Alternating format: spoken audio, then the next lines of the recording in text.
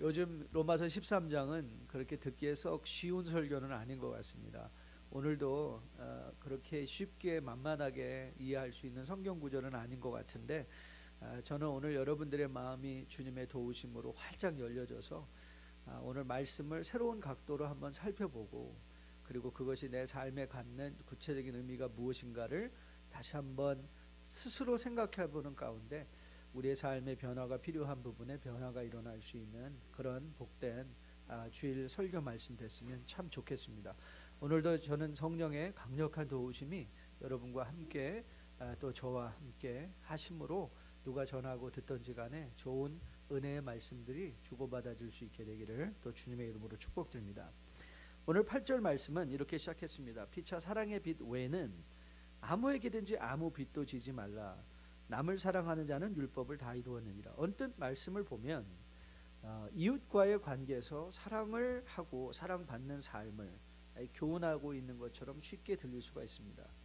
하지만 이 구절을 좀 더 깊이 파고 들어가서 공부하다 묵상하다 보니 이 8절 말씀이 그렇게 쉽게 적용할 수 있는 말씀은 아니다라는 결론에 이르게 됐습니다.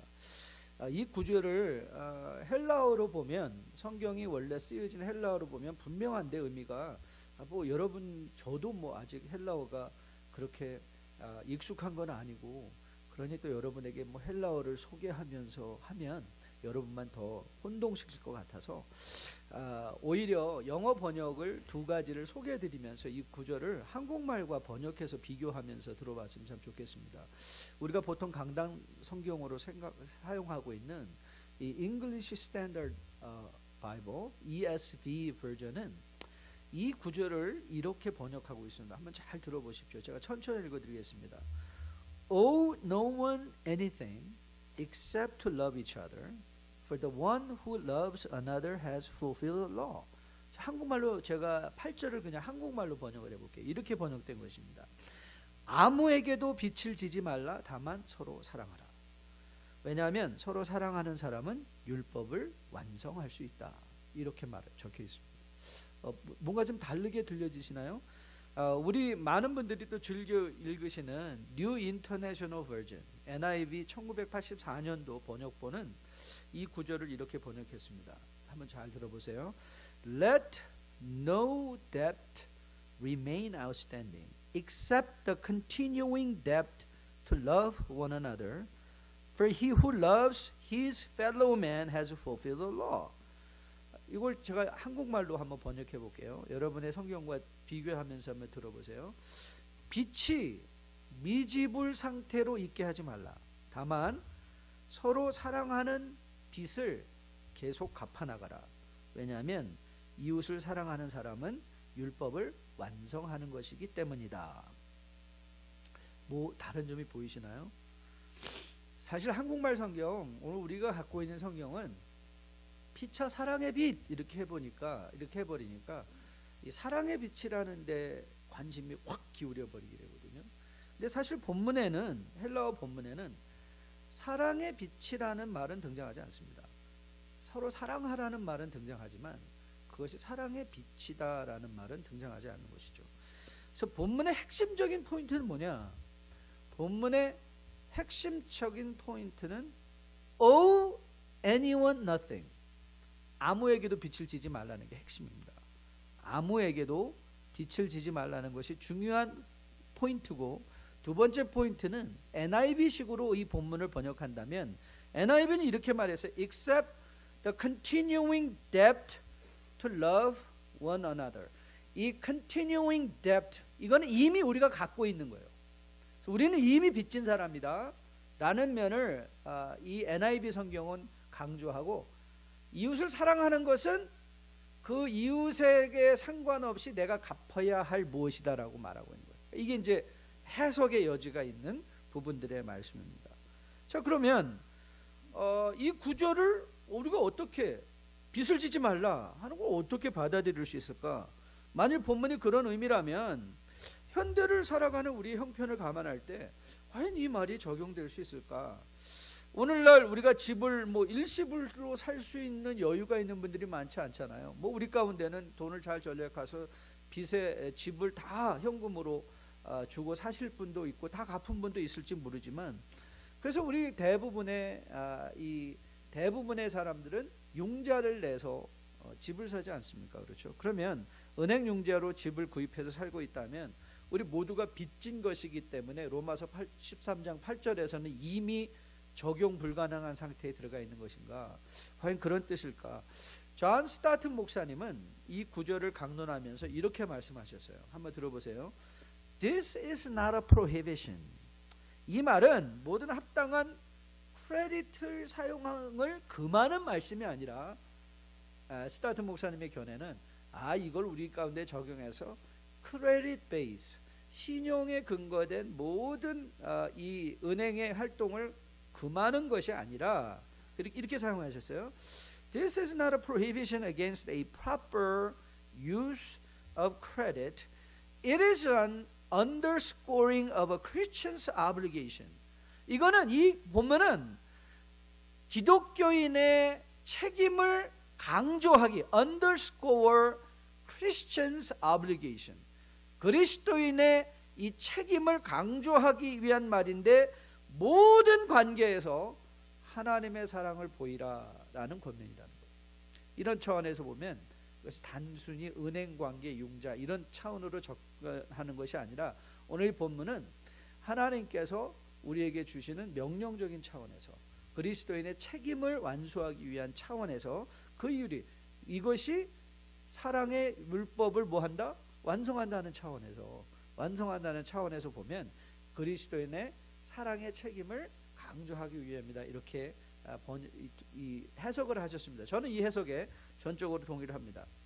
우리가 한 달 고정 수입을 잘 배분해서 우리가 감당할 수 있는 건물의 상환 융자 액수를 갚아나간다는 것, 그러니까 remain outstanding, 그러니까 미지불 상태로, 그러니까 우리가 갚아야 될 것을 갚지 못하는 상태가 이 지불 유예 상태 아닙니까? 그러니까 매달 밀리지 않고 우리가 그 상환금을 갚을 수 있다면 빚을 지지 않는 것이나 마찬가지라는 것이죠.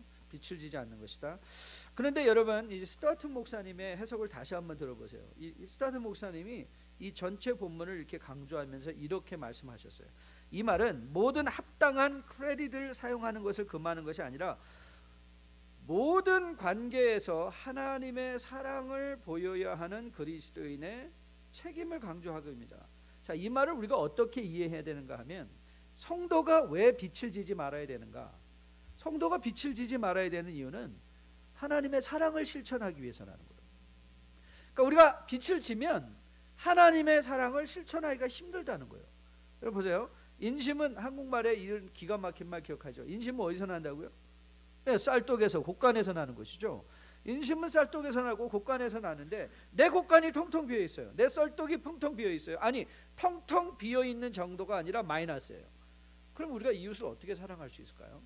사랑하기가 매우 힘들죠. 그러니까 오늘 바울은 그리스도인의 책임이 서로 사랑하는 것이라면, 서로 사랑하기 위해서 우리가 우리 이 삶을 구체적으로 돌아봐야 되는데, 먼저 돌아봐야 될 것이 이 빚을 지지 않는 것이라는 사실을 오늘 우리에게 말하고 있죠. 자, 바울은 이미 7절에서, 여러분이 성경을 펴시고 7절 말씀 보면 바울은 이미 7절에서 이렇게 말을 했어요. 모든 자에게 줄 것을 주되, 조세를 받을 자에게는 조세를 바치고 관세를 받을 자에게는 관세를 바치고 두려워할 자를 두려워하며 존경할 자를 존경하라 그랬어요. 자, 오늘 여기서 전반부에 등장한 모든 자에게 줄 것을 주라는 거예요. 줄 것을 주라, 줄 것을 주라. 즉 성도의 책임은 줄 것을 주는 삶을, 그것이 세금이든지 무엇이든지 간에 줄 것을 주는 것인데, 빚은 뭐냐? 빚을 진다는 건 이 채무나 이 세금 관계에 있어서 줄 것을 주지 않음으로 말미암아 지불 유예 상태에 들어간 게 빚이라는 거예요. 줄 것을 주지 못한 것, 그게 빚이라는 상태죠. 오늘 본문을 여러분이 또 보면서 이 사랑의 빛이라는 말이, 사랑의 빛을 지라라는 말을 통해서 우리가 무조건 있는 사람은 가난한 자를 위해서 자기 걸 다, 그런 말도 아니에요. 그렇게 우리가 있는 사람들을 또 몰아붙여서는 안 되죠. 바로 사랑의 빛을 지라는, 왜 당신은 나한테 사랑을 왜 안 주냐, 그런 뜻도 아닙니다. 그런 무자비한 어떤 있는 자들을 향하여 그 윤리적 책임, 너 가진 거 다 이웃을 위해서 나눠 쓰라고 하는 말도 아닌 것입니다. 오늘 이 본문을 우리가 그래서 아주 지혜롭게 잘 풀어가면 우리의 삶의 여러 가지 이 적용점들이 저는 나올 수 있을 것으로 믿습니다. 저는 목회한 지가 이제 30주년이 돼가는데요. 목회하면서 개인적인 견해로 제가 하는 말은 강제성이 있는 건 아닌데요. 가능한 한 저는 성도 간의 금전적 채무 관계로 엮이는 것을 반대하는 입장입니다. 왜냐하면 목회 30년 경험상 보았더니 성도뿐 아니라, 이건 성도 교회뿐만 아니라 세상의 모든 관계도 채무 관계에 들어가서 관계가 더 좋아지는 것은 거의 보지 못했습니다. 관계가 나빠지는 건 많이 봤는데 관계가 더 좋아졌어요 하는 것은 거의 보지 못했습니다. 자, 그렇다면 성도가 이 세상을 살아가며 오직 나는 사랑을 빚졌다, 빚진 자처럼 생각하고 내가 세상에 대해서 성도가 이 땅에 사는 동안 정말 그리스도께서 우리에게 부여하신 바 그 책임된 소금과 빛의 역할을 온전히 감당하며 사랑의 율법을 완성한다는 것의 의미가 무엇일까? 그 일을 위해서 나는 무엇을 해야 될까? 저는 가장 먼저 여러분과 저가 기억할 것은 규모 있는 삶을 살아라는 권면이라고 생각합니다. 규모 있는 삶, living a life within means. living a life within means. 자, 이게 무슨 뜻인지 한번 풀어가 볼게요. 이 한국말의 규모라는 단어는 아주 좋은 단어입니다. 두 가지 의미로 보편적으로 사용을 되는데요.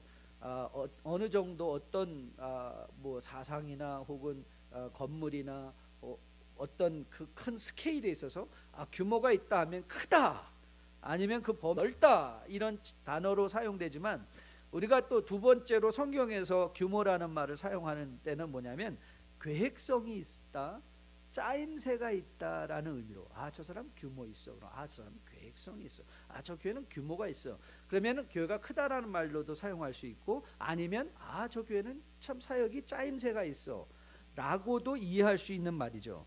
그래서 오늘 우리가 성도로서 빛을 지지 않기 위해서 구체적으로 적용할 교훈점으로서 규모 있는 삶을 살아라 라고 할 때, 이 규모는 우리가 후제, 계획성이 있다, 짜임새가 있다라는 차원에서 우리가 이제 접근해 보려고 합니다.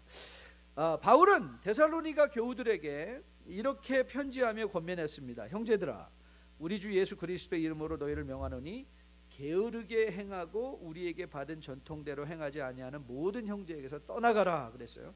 그런데 이 데살로니가 후서 3장 6절 말씀인데요, 이 구절을 우리가 옛날에 사용하던, 우리가 지금은 개역 개정을 사용하잖아요. 옛날 성경, 우리가 쓰던 개역 성경은 이 구절을 이렇게 번역했습니다. 형제들아, 우리 주 예수 그리스도의 이름으로 너희를 명하노니 규모 없이 행하고 우리에게 받은 유전대로 행하지 아니하는 모든 형제들에게서 떠나가라. 규모 없이. 그런데 우리가 지금 사용하는 개역 개정에서는 이 규모라는 단어를 게으르다라는 단어로 게으르다라는 단어로 번역을 했는데요.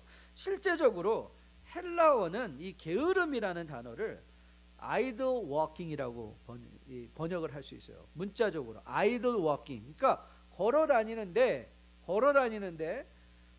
그냥 막 걸어 다니는 거예요.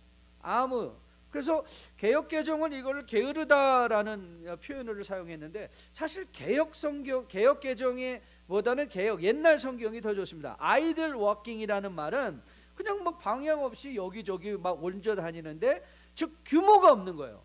그러니까 행동의 규모가 없고, 행동의 짜임새가 없고, 그 다음에 시간의 규모가 없는 거예요. 왜요? idle walking이니까. 그냥 아무데나 막 다니는 거니까 idle walking이에요. 그래서 이 데살로니가 후서 같은 장에서 3장 11절에서 이렇게 얘기를 합니다. 한번 들어보세요. 우리가 들은즉 너희 가운데 게으르게 행하여, 이 게으르다는 단어도요 마찬가지입니다. idle walking이에요. 그러니까 규모 없이 행하여 도무지 일하지 아니하고 일을 만들기만 하는 자들이 있다 하니, 이런 자들에서 우리가 명하고 주 예수 그리스도 안에서 권하기를 조용히 일하여 자기 양식을 먹으라 하노라. 자, 여기서 보면 여러분이 주의할 게 뭐냐면, 우리가 들은즉 너희 가운데 게으르게 행하여, 규모 없이 행하여 도무지 일하지 아니하고 일만 만든다 그랬어요. 그러니까 이게 아주 재밌는 표현이죠. 일을 하지 않는데 일만 만든대요. 일은 안 하는데 일만 만든대요. 여러분, 그러면 게으른 사람은 inactive, 비활동적인 사람입니까? 활동적인 사람입니까? 활동적인 사람입니다. 우린 게으르다라는 것을 아무것도 안 하고 앉아있는 거로 생각하기가 쉬운데요, 성경은 그렇게 말하지 않아요. 성경의 게으름은요, 필요한 일을 안 하고 쓸데없는 일을 하는 상태. 그러니까 우리의 삶과 우리의 시간과 우리의 모든 것이 필요한 일에 적절하게 쓰여지는 것이 아니라 필요하지 않은 일에. 그래서 여러분, 흔히 이런 말 여러분 많이 듣죠. 백수가 더 바쁘다. 백수가 더 바빠요. 이것저것 할 일이 더 많아요. 여러분, 가정사역을 하다 보면 아버지가 이렇게 얘기를 합니다. 이 게으른 상태를 어떻게 설명한다냐면, 많은 아버지들이 이제 저희 이 부모 제너레이션, 베이비 부모 세대의 아버지들은 거의 이렇게 얘기를 해요. 나는 자녀들의 필요한 것을 공급하기 위해서 정말 밤낮 안 가리고 2잡 3잡 뛰면서 경제적인 안정을 이루었습니다. 맞아요. 자녀들을 공급하는 차원에서의 아버지 역할은 잘한 것일 줄 모르지만, 그러나 아버지로서 presence, 자녀의 삶에 자녀들과 함께하는 일에는 뭐 했던 거예요? 게을렀다는 거예요. 게으른 상태라는 거예요. 그게 게으른 상태. 그러니까 한 가지를 잘하고 한 가지를 잘했기 때문에 한 가지는 보상을 받는 게 아니라는 거예요. 그러니까는 이 목회가, 우리 목사님도 그러면, 나는 전혀 모든 걸 다 바쳐서 하나님께 정말 모든 걸 헌신했는데 그냥 그저 내 자식 하나 잘 되게 해달라고. 근데 그렇게 되는 법이 거의 대부분 없습니다. 목사들 자녀의 목회자가 죽어라 하고 교회에서 사역하며 교회를 위해서 뛰다가 자녀들 망친 목회자들 굉장히 많습니다.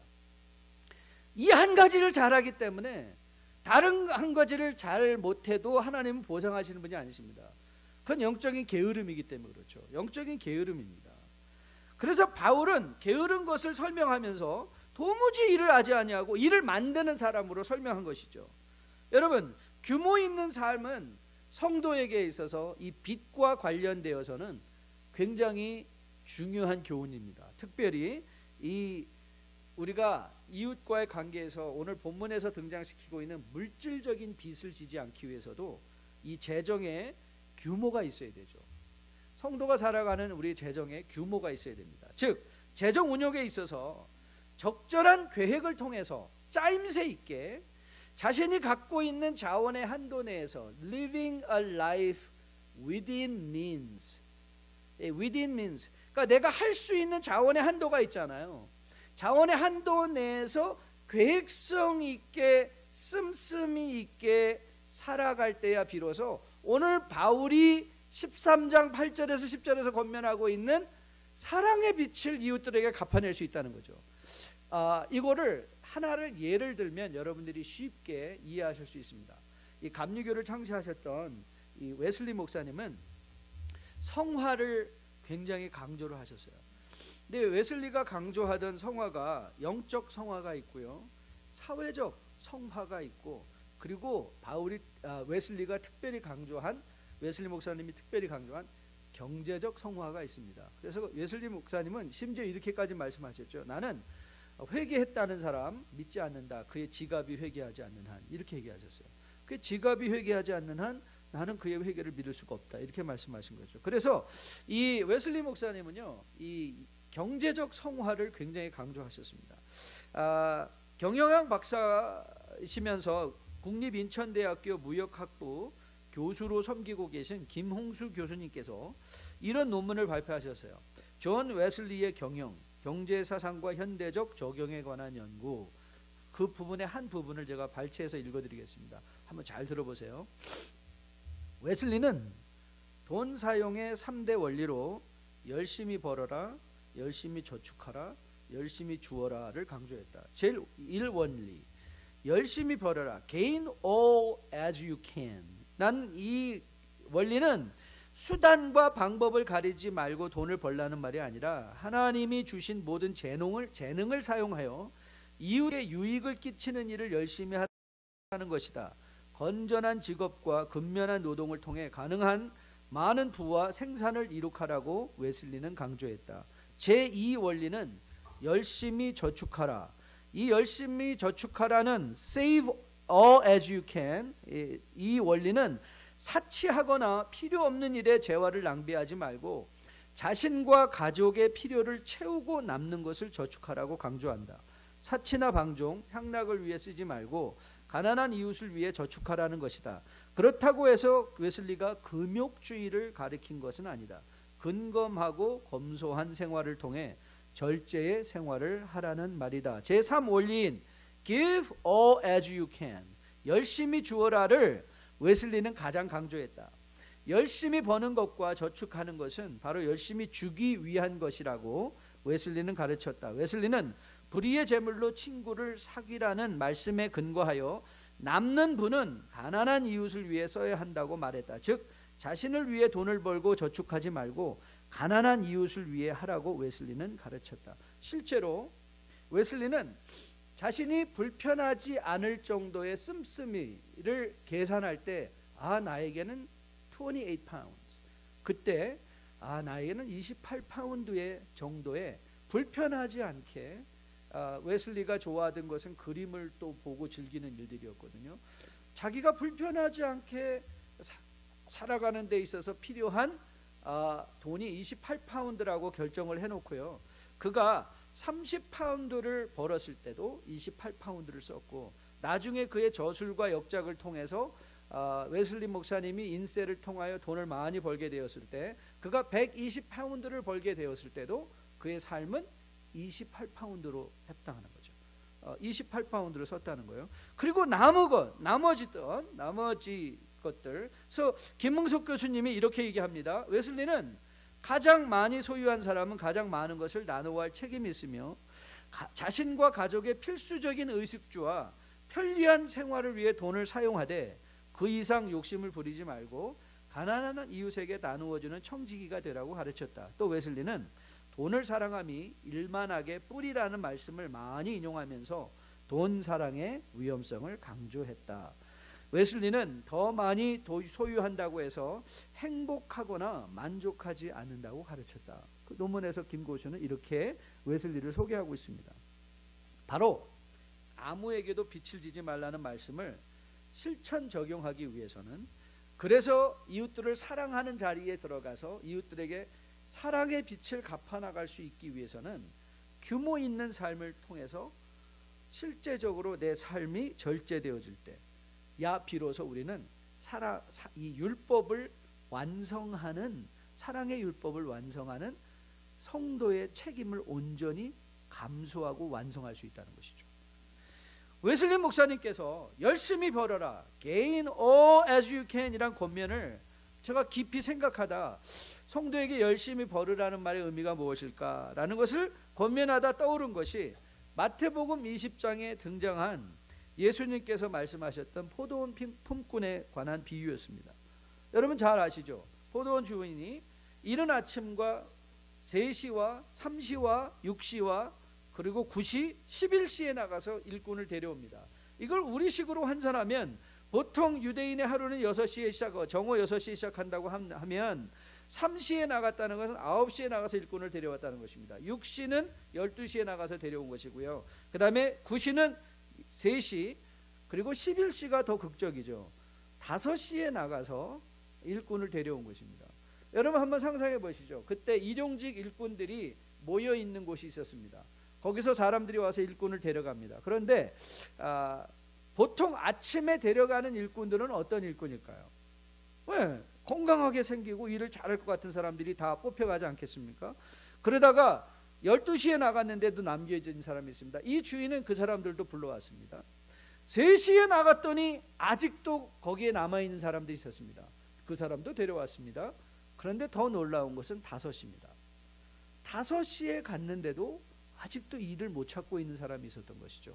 그 사람을 데려왔습니다. 자, 그러면 이 포도원의 품꾼의 비유에서 여러분이 우리가 자칫 간과하기, 이 5시에 온 사람이나 아침 6시에 온 사람이나 다 함께 원 데나리온의 계약됐던 일당을 받았습니다. 계약됐던 일당.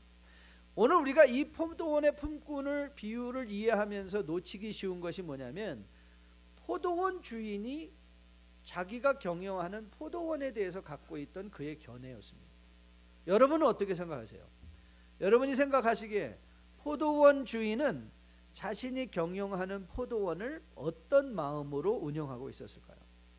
만일 포도원 주인이 내가 이 포도원을 통해서 가장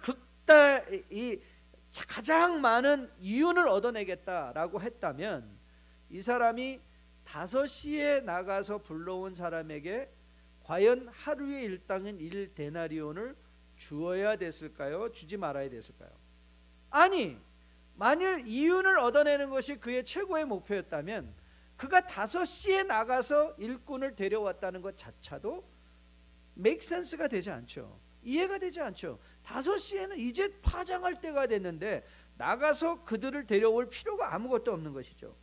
하지만 오늘 이 포도원에게 있어서 포도원은 어떤 의미가 있었는가?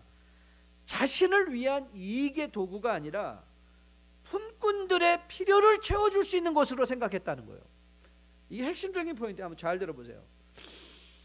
이 포도원이 이 포도원의 생산을 통해서 내가 어떻게든지 극도의 이윤을 만들어내겠다라는 차원이 아니라 함께 일하는 사람들이 함께 필요를 체험받는 곳이 됐다는 거예요. 이건 자본주의에서도 굉장히 고급한 생각입니다. 요즘 그런 기업들이 많이 생기고 있죠. 사실 우리가 지난주에도 소개했던 유일한 시 유한양행도 기업 이 종업원 지주제를 도모해서 이 주인이 극대하게 이윤을 얻어서 부자가 되는 것이 목표가 아니라 일하는 사람들과 함께 잘 살아가는 것. 즉 성도가 일터를 생각할 때, 우리가 사업을 구상할 때 내가 이걸 통하여 어떻게 돈을 많이 벌어서 내가 부자로 살아갈 것이 아니라 이 사업이 어떻게 하면 이 사회 속에서 더 많은 사람을 하이어해서 더 많은 사람들이 함께 이 기업을 통해서 이 세상의 삶을 유지할 수 있을까? 이건 굉장히 다른 차원의 사업 정신 아닙니까? 굉장히 다른 차원. 이런 사업 정신이 있을 때야 비로소 오늘 바울이 얘기하고 있는 사랑의 빛을 완성하고 우리가 갚아낼 수 있는 자리까지 나가는 것이죠. 그래서 저는 요즘 새롭게 개업하는 우리 교우들을 위해서 늘 기도합니다. 하나님, 여기가 우리 성도님만, 우리 주인된 성도님만 잘 사는 기업이 아니라 함께 일하는 사람들이 다 같이 잘 사는 기업이 되게 도와주세요. 이것이 우리가 갖고 있는 그리스도인의 오늘 바울이 로마서 13장에서 주장하고 있는 삶이죠. 저는 여러분과 저가 이 성경의 사랑의 빛을 갚아가기 위해서 권면하는 이 규모 있는 삶이 실제적으로 여러분의 삶을 되돌아보며 여러분의 씀씀이와 여러분의 사업에 대한 직장 생활에 대한 견해들이 새롭게 바뀔 수 있는 귀한 시간 되기를 주님의 이름으로 축복드립니다. 규모 있는 삶을 사는 것은 우리의 욕망을 억제하는 삶을 사는 것이기도 합니다. 아웃라이어로 유명한 멜컴 글래드라는 사람이 최근에 쓴 책이 데이빗 앤 골리앗, 데이빗과 골리앗이라는 책이었습니다. 그 책의 핵심 주제는 이것입니다. 사실 이 골리앗보다도 데이빗이 여러 가지 장점이 많았는데, 왜냐하면 골리앗은 큰 사람이었고 다윗은 작은 사람이었고 빠르고 그가 선택한 무기가 물맷돌이라는 차원에서 이 다윗이 골리앗보다 훨씬 더 장점이 많았다. 그래서 우리가 흔히 약점이라고 생각하는 것을 약점이라고 생각하지 말자라는 차원의 새로운 관점을 우리에게 주는 그런 좋은 책입니다. 거기서 이 벨 커브, 인버스 U 커브를, U자를 거꾸로 쏘는 이 벨 커브라고 하는데요, 이 커브 개념을 소개하는데요, 거기서 멜컴 글래드웰이 이런 말을 합니다. 잘 들어보세요. 처음에는 더 많이 가진 것이 많은 장점이 있지만 어느 선을 넘어가면 오히려 많은 것을 가진 것이 약점이 된다 그랬어요. 그러니까 사울이 다윗에게 자기의 갑옷을 줬잖아요. 많이 가졌어요. 큰 칼도 가졌어요. 그런데 다윗에게 있어서는 그 갑옷과 군장들이 오히려 뭐가 돼요? 약점이 될 수 있는 거예요. 그걸 파악한 다윗이 지혜로운 사람이었다고 그는 지적하고 있는 것이죠. 그 예로 또 이런 걸 듭니다. 많은 사람들이 학급의 학생들이 이건 아주 익스텐시브한 리서치를 했어요. 교육계에 있어서 학생 수가 적을수록 교육의 효과가 늘어난다는 거예요. 그런데 그게 어느 정도 선, 학생들의 숫자가 너무 작아지면 그 학생들 가운데 자기 친구들을 의식하는 것이 너무 높아져서 오히려 약점이 된다는 거예요. 어느 적정한 많은 아이들이 있을 때는 자기가 이웃들과 다른 학생들과 서로 비교하면서 자괴감을 많이 못 느끼는데, 그 적을수록 없는 자들이 갖는 피해의식은 더 커진다. 그래서 클래스 사이즈가 꼭 좋은 것만 아니다. 또 돈을 예로 듭니다. 우리가 돈을 어느 정도 가지면 그것이 우리에게 좋지만 어느 정도를 더 많이 가지면 그게 약점이 된다는 거예요. 그리고 이렇게 설명해요. 어떤 부잣집을 예로 들면서 외식을 한 번 하면 자녀들이 행복해한대요. 그런데 외식이 10번을 하면 더 이상 행복이 아니라는 거예요. 그때부터는 외식 때문에 자식이 망한다는 거예요. 돈 때문에 망하더라. 그 예를 하나 들어줍니다. 여러분, 어느 정도의 돈, 어느 정도의 물질은 우리로 하여금 행복하고 자유한 삶을 살게 하지만 돈이 지나치면 오히려 그것이 개인이나 가정에 더 부정적 영향을 미친다는 거죠. 그런 삶에서 우리가 사랑의 빛을 진다는 건, 사랑의 빛을 지기 위해서, 사랑의 율법을 완성하기 위해서 우리는 더 많이 가져서 더 많이 써야 행복할 것이라는 그 세상적인 기대감을 규모 있게 내려놓으라. 저는 그것이 오늘 바울이 본문을 통해서 권면하고 있는 내용이라고 저는 믿습니다. 저는 여러분과 저가 다시 한번 여러분들이 무엇을 가져야 행복하다고 생각하는 것들을 다시 한번 떠올릴 수 있는 오늘 이 시간, 또 오늘 하루 되기를 주님의 이름으로 축복드립니다. 그래서 정말 그것이 나를 행복하게 했는가, 아니면 그것이 나를 불행하게 했는가를 다시 한번 생각하고, 여러분의 삶이 오늘 사랑의 율법을 완성하는 그 성도의 삶을 살아내기 위해서 세상의 빛으로부터 더 자유한 그런 주의 백성들로 거듭나 세워지는 여러분과 저 될 수 있게 되기를 주님의 이름으로 축복드립니다. 두 번째, 규모 있는 삶과 더불어 우리가 기억할 또 하나의 교훈, 어떻게 빛을 지지 않는 삶을 살 것인가. 그것은 이웃과 비교하지 않는 것입니까? Never compare my life to others. 내 인생을 다른 사람과 비교하지 말라는 것입니다. 자, 본문 9절과 10절 말씀인데요, 같이 한번 읽어보겠습니다. 9절과 10절 같이 읽습니다. 시작. 간음하지 말라, 살인하지 말라, 도둑질하지 말라, 탐내지 말라 한 것과 그 외에 다른 계명이 있을지라도 내 이웃을 내 자신과 같이 사랑하라 하신 그 말씀 가운데 다 들었느니라. 사랑은 이웃에게 악을 행하지 아니하나니 그러므로 사랑은 율법의 완성이니라. 자, 9절에서 등장시킨 이 말들을 보십시오. 간음이나 살인이나 도둑질이나 탐심, 이것은 이웃을 존중하지 않는 태도로부터 출발하는 것입니다. 이웃의 소유를 존중하지 않습니다. 이웃의 아내를 존중하지 않습니다. 이웃의 생명을 존중하지 않는 상태, 그것이 탐심으로 인하여 이웃을 인정하지 않고 결국 이웃을 해하는 자리까지 나가는 것을 의미하고 있죠. 그러나 우리가 이웃의 성공을 인정할 수 있다면, 이웃을 존중해 줄 수 있다면 우리는 그 이웃을 사랑할 수 있죠. 사랑할 수 있고 그 이웃을 이웃으로서 존경할 수 있게 됩니다. 자, 그러면 어떻게 우리는 이웃의 하는 일을 존중하고 더불어 이웃의 성공을 시기하거나 분노하는 것이 아니라 그들의 성공을 진정하게 즐거워해 줄 수 있는 자리까지 나갈 수 있을까요? 그렇습니다. 이웃과 비교하지 않는 삶을 살기 위해서 건강한 자존감이 있어야 됩니다. 건강한 자존감, 건강한 자아의식을 갖는 것이죠. 즉 자기 자신에 대한 분명한 정체성에 대한 확신을 갖는 것입니다. 저는 여러분에게 묻고 싶습니다. 여러분이 이웃들에게 설 때 여러분을 가치 있게 하는 건 무엇인가요? 여러분을 떳떳하게 하는 것은 무엇입니까? 여러분의 외모입니까? 여러분이 입고 있는 명품입니까? 여러분이 살고 있는 집인가요? 여러분이 이루어놓은 물질적인 업적인가요? 아니면 세상적인 업적인가요? 사실 로마서의 주제를 8장으로 집중한다고 한다면 바울이 말하고 싶은 것은 한 가지였습니다. 그게 뭐냐면 하나님은 모든 것을 합하여 선을 이루어내시고 하나님은 우리를 위하여 좋은 계획을 가지고 계시고 그 하나님의 사랑은 절대 끊을 수 없다는 거예요. 그게 믿음으로 구원을 받은 자의 특권이라는 거예요. 믿음으로 구원을 받은 자의 특권이 뭐냐? 바로 하나님의 사랑으로부터 절대적으로 끊어지지 않는 자. 그러면 구원받은 자의 진정한 삶의 가치는 어디로부터 오는 걸까요? 하나님께 구원받은 바 그 구원으로부터 오는 것이죠.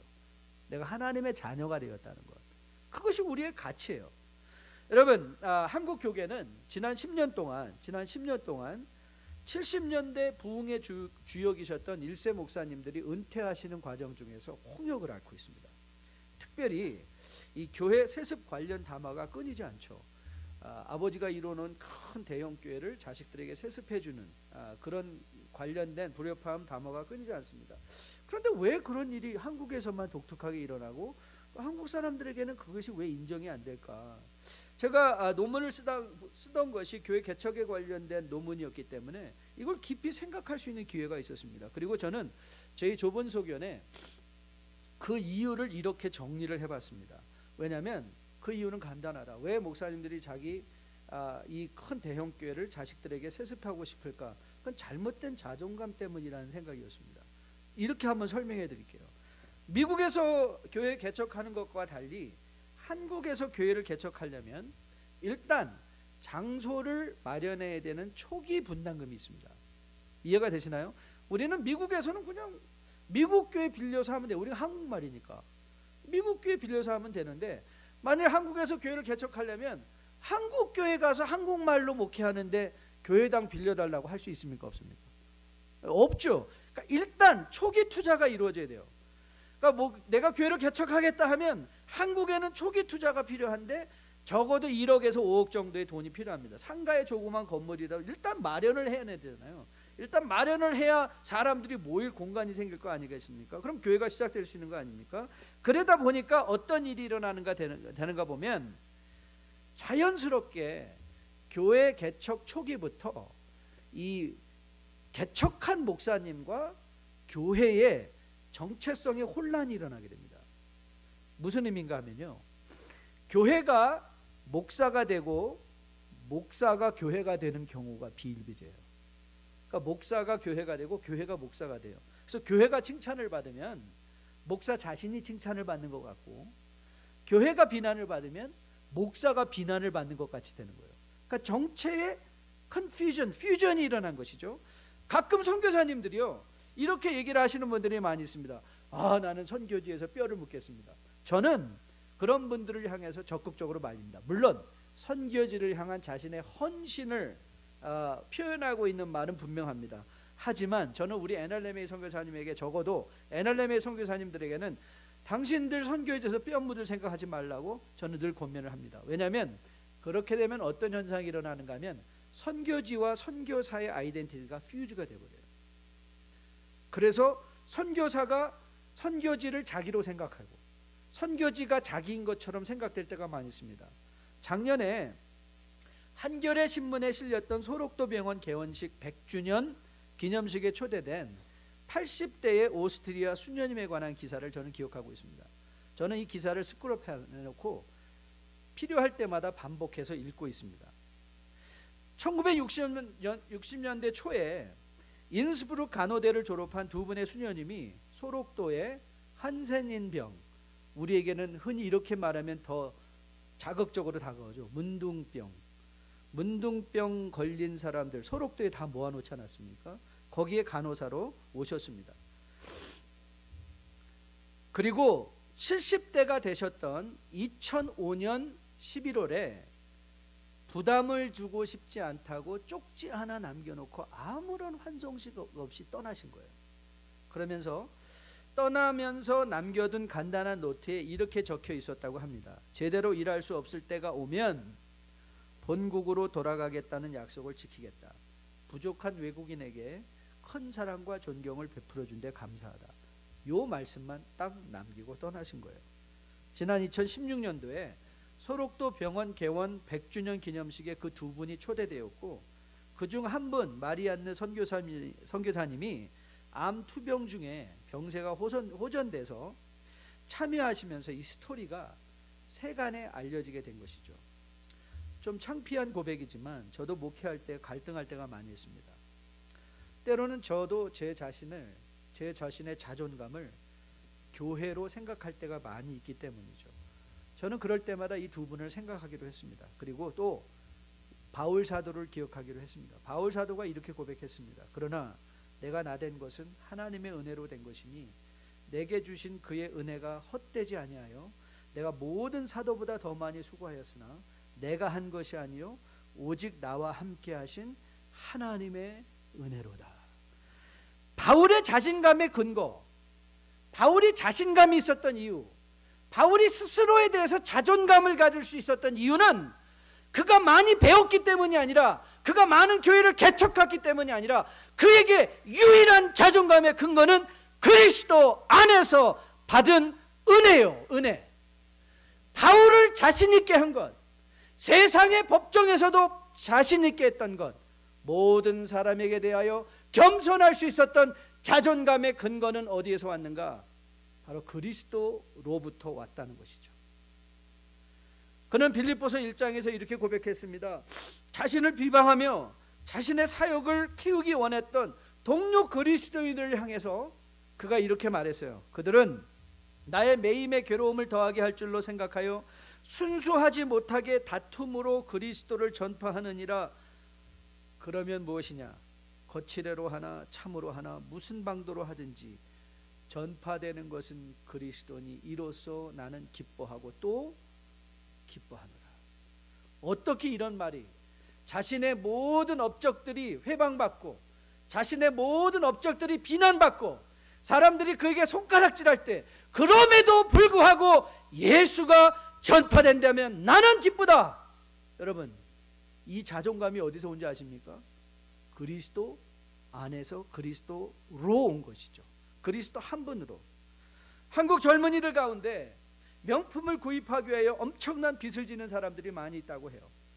체면 문화 가운데, 그렇죠? 자기의 정체성을 자기의 소유한 데서 찾는 것이죠. 그래서 내가 무슨 명품을 입으면 내 인격의 가치가 높아지는 것 같고, 내가 큰 집에 살면 내 마음이 큰 것 같고, 내가 무슨 업적을 이뤄나면 그 업적이, 그런데 여러분, 이 세상에 도대체 남는 업적은 무엇이 있고, 아니 명품을 산다 한들 그것이 10년 100년 동안 가치를 갖는 경우가 어디 있습니까? 늘 남은 나보다 더 좋은 걸 사지 않습니까? 그럴 때마다 늘 열등감에 시달리고, 그럴 때마다 늘 자기 비하에 시달리는 것이 세상의 문화 아니겠습니까?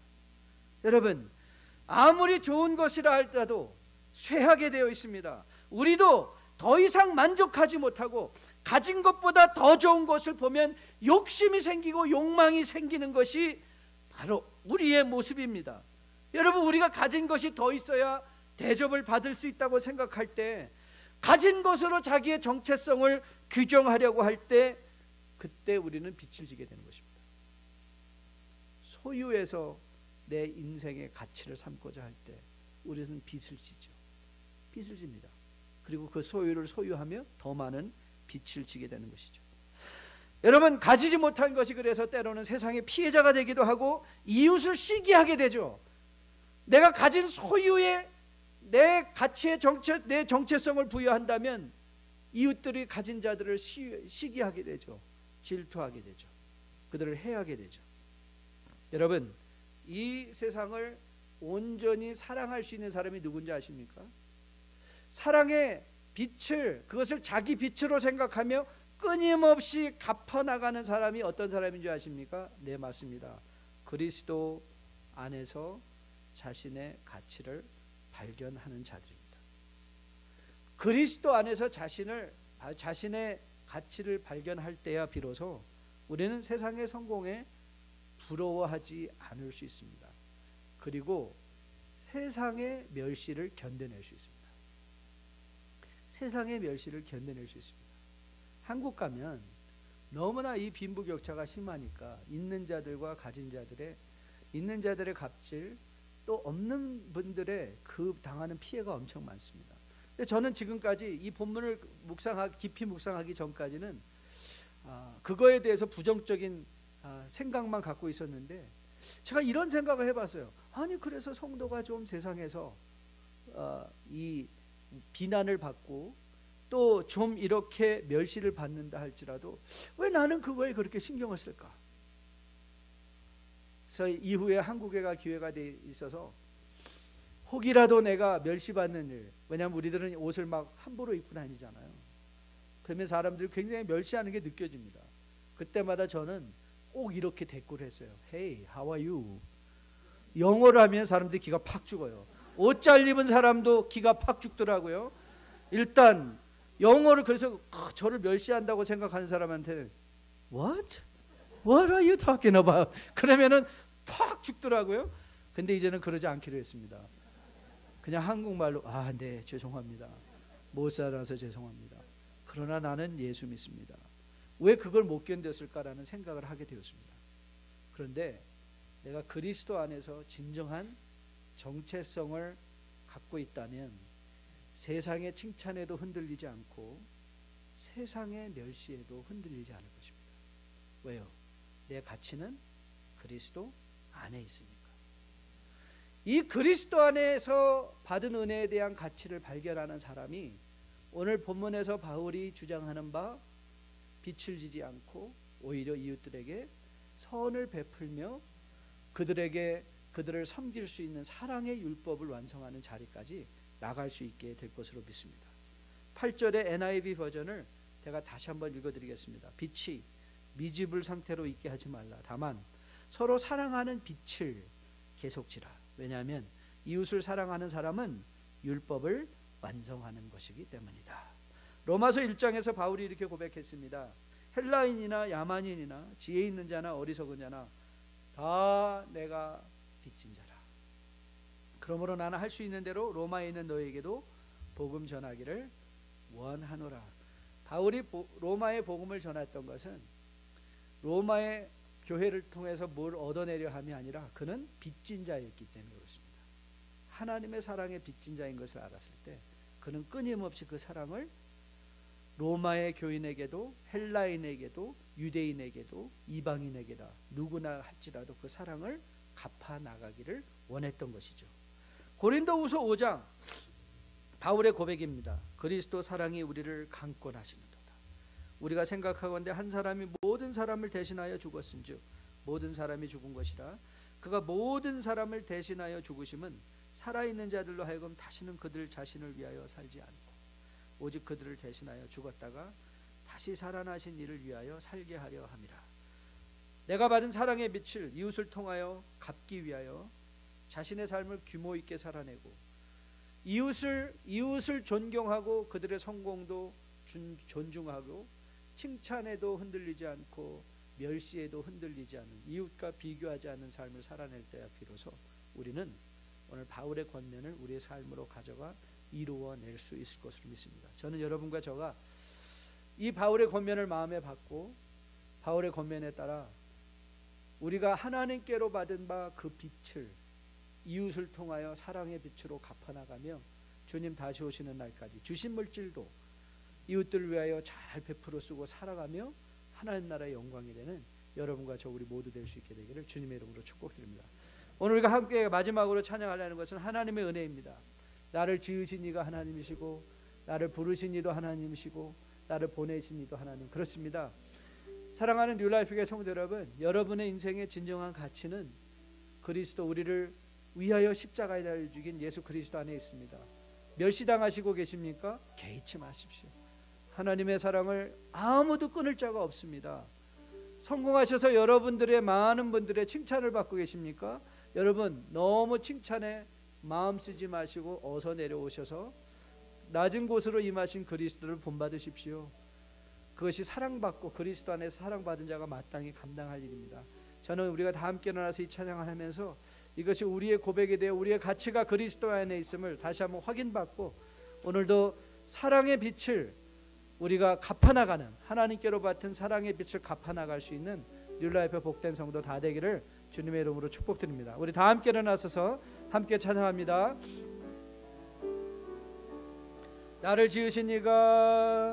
나를 지으신 이가 하나님 나를 부르신 이가 하나님 나를 보내신 이도 하나님 나의 나 된 것은 다 우리 한 번 더 고백합시다. 나를 지으신 이가 하나님 나를 지으신 이가 하나님, 부르신 이가 하나님, 나를 보내신 이도 하나님, 나의 나 된 것은 다 하나님 은혜라. 나의 달려갈 길 나가도록, 나의 마지막 고 다하도록, 나로 그 십자가 품게 하시니, 나의 나 된 것은 다 하나님 은혜라.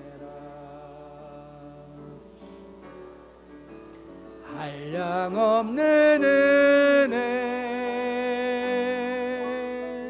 갚을 길 없는 은혜,